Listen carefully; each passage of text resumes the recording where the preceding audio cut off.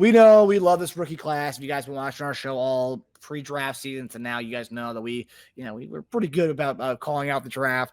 But hearing the DC GOAT, Steve Spagnuolo, talk about it and say it's a whole nother story. So Spags says this year's draft class, Norman-Lott, Gillotte, Williams, and Bassa, quote, all have football, get it. So high IQ guys. High praise from a guy who's not easy to impress. Here is Spags' full quote on the guys we brought in in this draft. When all four of those guys kind of came in, and I was happy to get all four of them. I thought they were all similar in that when we evaluated them and talked with them, that they all have football, get it. They all love the game of football. I really like, I think Austin is a real good knee bender. I think Omar's got a lot of power to him. Jeff is a change of direction guy and really smart. And the rookie, I don't know if you guys noticed in the rookie minicamp, we put him at Mike linebacker. We knew he was going to be outside, but he learns the whole defense. Yeah, I thought he did a great job at that. And then we talked about Nohl. So I'm hoping all those guys will help us. We'll see. So we'll see. Is the big thing there, right? We need to see these guys actually tackle and do things. But JD, in your opinion, hearing Spags talk about these high IQ guys on defense, and we said that Spags is going to love this draft class because they went pretty heavy in defense in this draft. Do you think this rookie class is going to make an immediate impact as a whole, as far as the defensive guys, or is this going to be Spags' complex system going to kind of make things harder for even guys who are big football IQ guys like this? No, I think these guys all will be contributors on our defense. Obviously, Lott and Ashton for sure. And then you talk about Bassa, Nohl. They're going to be competing. And like you said, he gave Bassa, hey, man, getting reps at middle linebacker. So he's learning all the positions just in case something does happen, right? And things do happen because it's football. So get a guy prepared, get him ready. And, once you get ready, you just stay ready. Ain't no having to get ready now because you stay ready, you are ready to roll. But I love what he said there and said, these guys are all high IQ guys. That means that they're picking up the playbook, defensive playbook, fairly fast. But also, too, I'm sure that they're really encouraging going out there and making plays.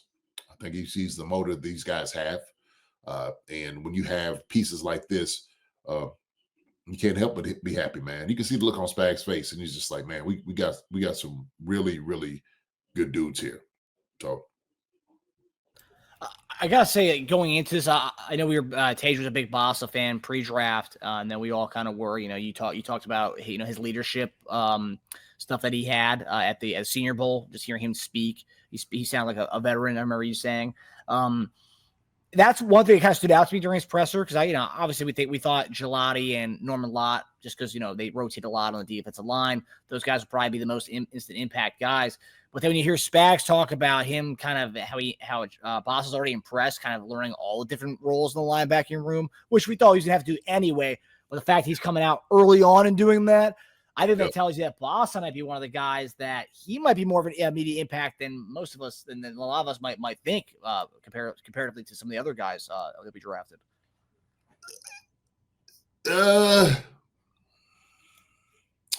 More difficult for Bassa. More difficult for him because we got three really good linebackers that are solid. Okay. But the good thing about Bassa, he can play all three positions.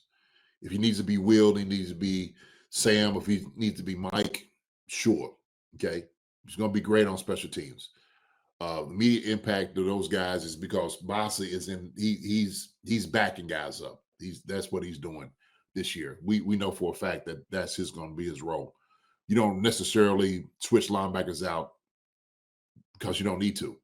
Those guys pretty much stay relatively in the game the entire time, unless something does happen to get hurt or something. Other than that, Bassa could come in. Now, we said this too, third down, he could be a third down linebacker coming in to cover for sure. He could definitely do that. But I think his reps are going to be limited because we just have really good guys in front of him, man, that position. So what does that mean going forward, though? Boss is going to be, I would say, immediate impact going forward, Marcus.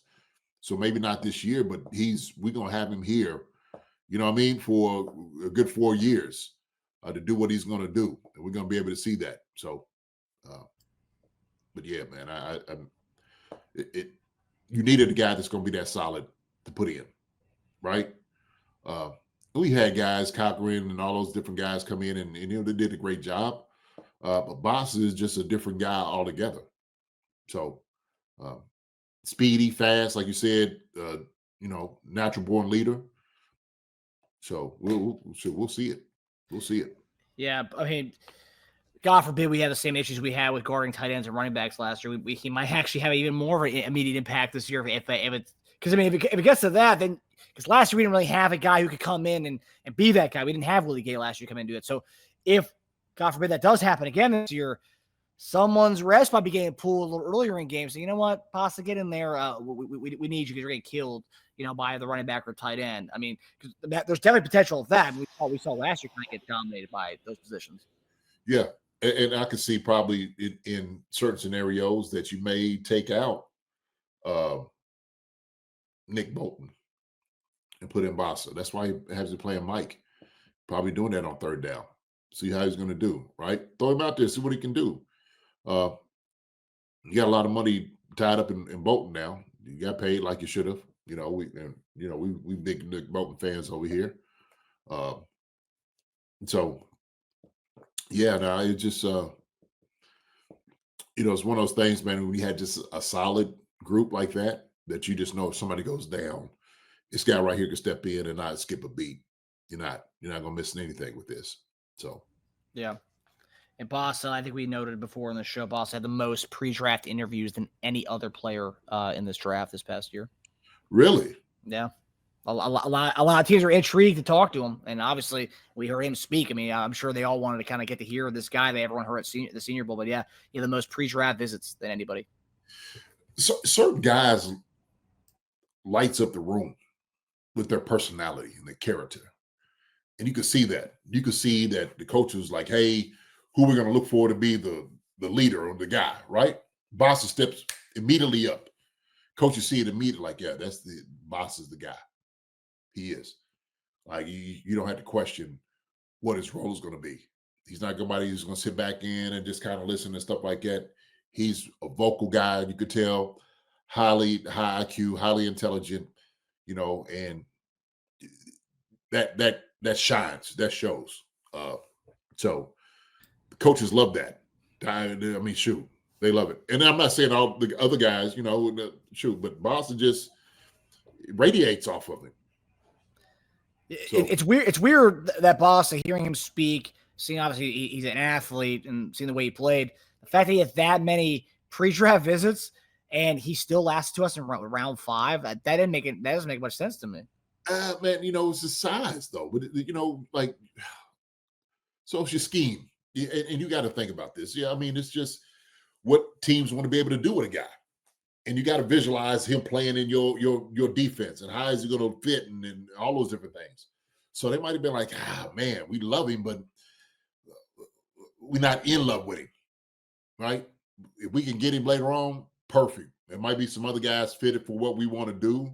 Maybe some guys a little bit faster, some guys a little bit bigger, some guys a little bit stronger, some guys that may feel the hole a little bit better side to side. But Boss is as balanced as a guy that you can get, right? He's solid in all roles.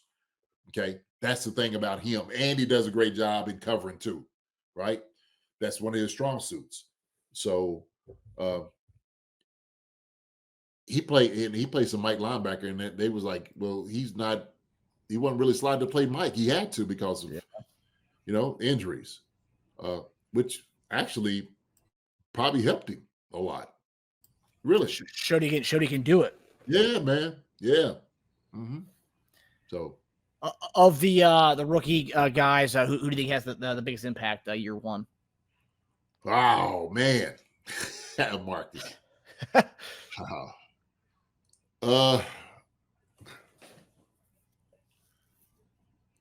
If he starts, if he starts and he's healthy, Josh Simmons, no doubt.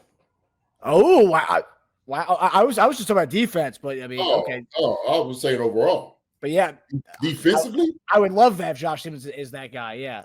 yeah. Defensively, oh man, it's gonna be tough between Gillotte and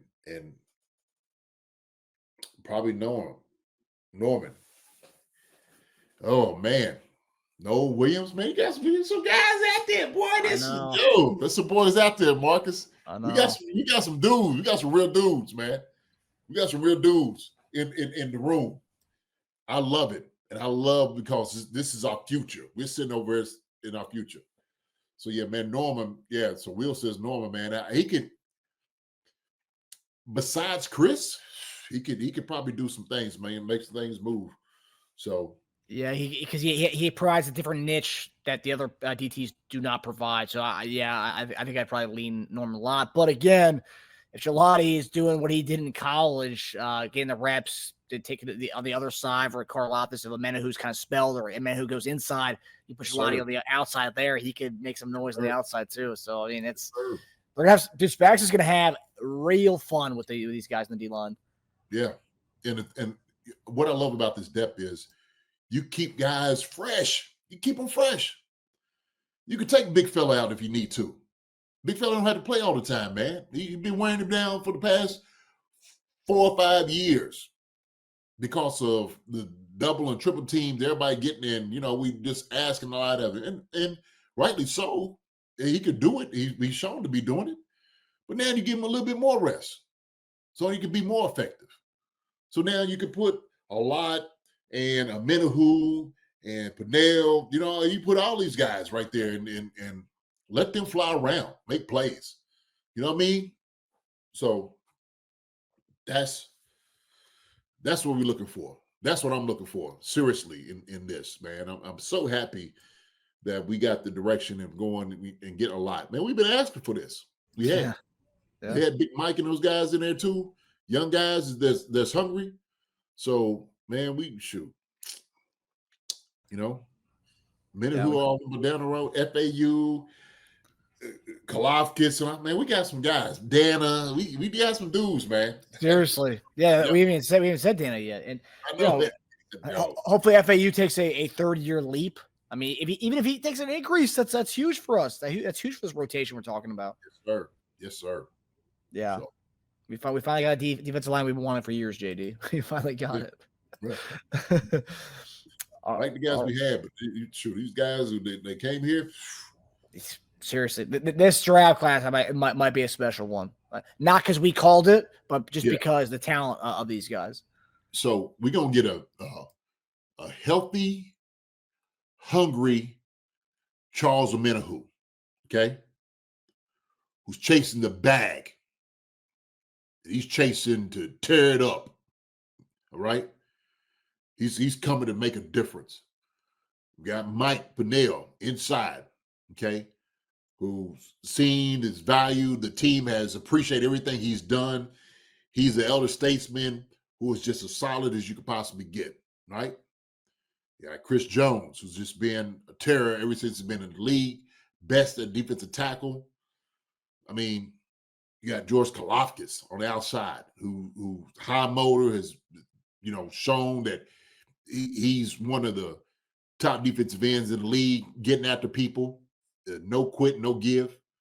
And then you got Mike Dana, a guy that's about as solid as you could possibly get on the D line. Versatile, can play outside and inside. You can put him at tackle or defensive end.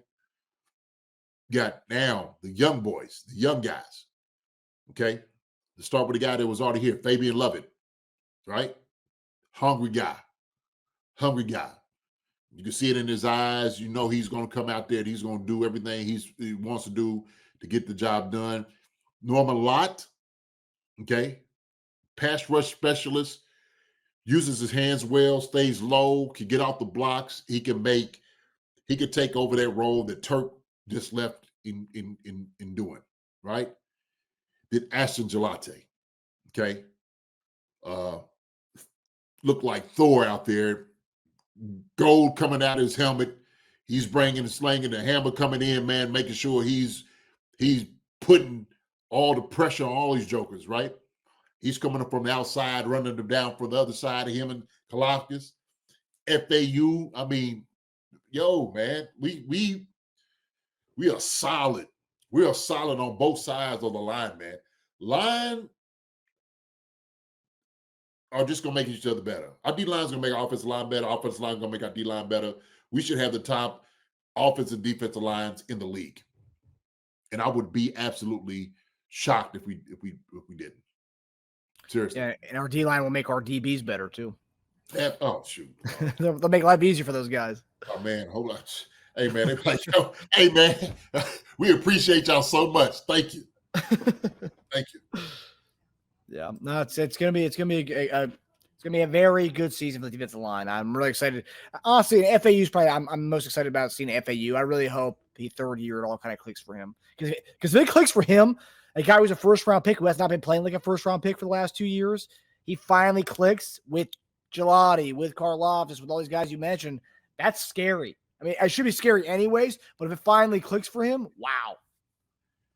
Man, look, and seeing a guy come in at your position does something, spurs something inside of you, right? A fire saying, look, man, these jokers either get tired of me or they think I'm not getting the job done and bringing other people in. And something you got to say to yourself, you got to be looking at the man in the mirror saying, what am I not doing? And what I need to do to get there and where I need to go. That's how it is. That's the competition, man, in football. You love for guys. You push for each and every guy that's out there. You're motivated by that. But that also motivates you to get your job done. My brother said this earlier today, man. He was sitting there saying, to tighten up. Tighten up, baby. Tighten up. Get your stuff in order. Rich Cooper says competition is awesome. Heat and pressure make diamonds. Yes, sir. I'm already getting hyped just thinking about it. I know. I love to go to the camp like, yeah, baby, we out here. Let's go. Come on. Who got it better than we got it? Nobody. Hi, everybody. Thanks for watching. Subscribe here to get the latest from the show. Also, be sure to check out the best clips from Chief Concerns. And if you prefer to listen to the show, subscribe and follow us on Apple Podcasts, Spotify, and anywhere else you get your podcasts.